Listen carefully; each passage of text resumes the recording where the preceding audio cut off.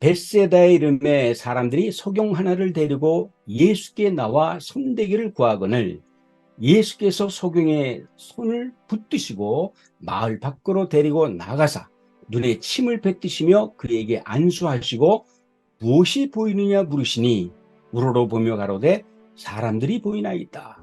나무 같은 것들이 걸어가는 것을 보나이다 하거늘 이에 그 눈에 다시 안수하심에 저가 주목하여 보더니 나아서 만물을 밝히 보는지라. 예수께서 그 사람을 집으로 보내시며 가라사대 마을에도 들어가지 말라 하시니라. 예수님께서 벳세다의 그 소경의 눈을 왜 단번에 치유하시지 왜 두 번에 걸쳐서 소경의 눈을 뜨게 하셨을까? 무엇이 보이느냐?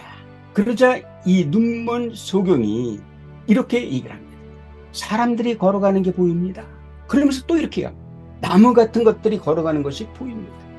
이 소경은요, 눈을 뜨자 사람이 보였고 먼저 이 세상 것들이 보인 겁니다. 이것은 제자들의 현재의 영적 상태를 지금 얘기하고 있는 겁니다. 여기서 중요한 것은 예수님이 소경의 눈을 뜨게 했다는 게 중요한 게 아닙니다.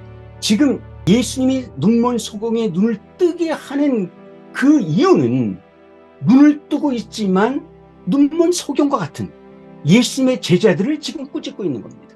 그들에게 교훈을 주고 있는 겁니다. 그럼 왜 두 번에 걸쳐서 눈을 뜨게 했을까요? 바로 이것입니다. 육적인 눈과 영적인 눈에 대한 교훈을 가르쳐주기 위해서입니다. 이 교훈의 대상은 누구냐?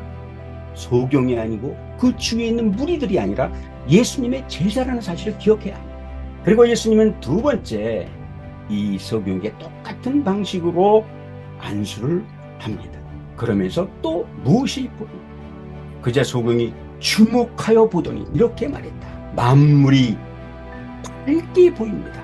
두 번째 안수기도를 통해서 영적인 눈이 떠지는 순간 이제 하나님께서 창조한 이 만물이 한눈에 딱 들어오게 됐다는 겁니다. 이것은 바로 제자들에게 육적인 눈으로 근심 걱정만 하지 말고 이제는 너희들의 영적인 눈이 뜰 때가 되었다는 겁니다. 그래서 예수님은 벳세다의 소경을 두 번에 나눠서 눈을 뜨게 한 것입니다. 능력은 있지만 이 제자들을 가르치기 위해서는 굳이 바다를 건너서 벳세다까지 와서 그 소경의 눈을 두 번에 나눠서 고쳐줌으로 인하여 제자들에게 영적인 눈의 밝음이 무엇인지를 가르쳐주기 위해 이렇게 했다는 겁니다. 예수님은 우리처럼 말로만 복음을 전한 것이 아니라 그 행동으로 그의 삶으로 완벽하게 당신의 뜻을 구현해서 보여주고 있는 거예요. 3년 반 동안 예수님을 줄기차게 따라다니고 그러나 그들은 끝까지 먹을 것, 입을 것을 위해서 염려하고 이런 우리를 향해서 예수님 말씀하시거든요. 육적인 눈으로 현실을 바라보지 말아요. 영적인 눈으로 그 속에 계신 하나님 말씀을 믿어라. 너는 세상 것을 위해서 염려하지 말고 영원하신 하나님 생명의 떡이신 예수 그리스도를 의지해 그분을 믿어. 이렇게 우리에게 권면하고 계신 거죠. 예수께서 그 사람을 집으로 보내시며 가라사대 때 마을에도 들어가지 말라 하시니라.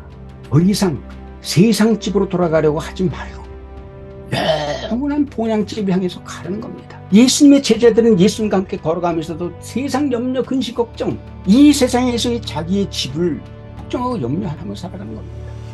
고린도후서 5장 1절은 이렇게 합니다. 만일 땅에 있는 우리 장막이 무너지면 하나님께서 지으신 집 곧 손으로 지으신 것이 아니고 하늘에 있는 영원한 집이 우리에게 있는 줄 우리는 다시 한번 내 자신을 돌아볼 필요가 있다. 굳이 예수님께서 소경의 눈을 두 번 뜨게 하신 그 이유는 바로 나를 위해서 그렇게 하셨다.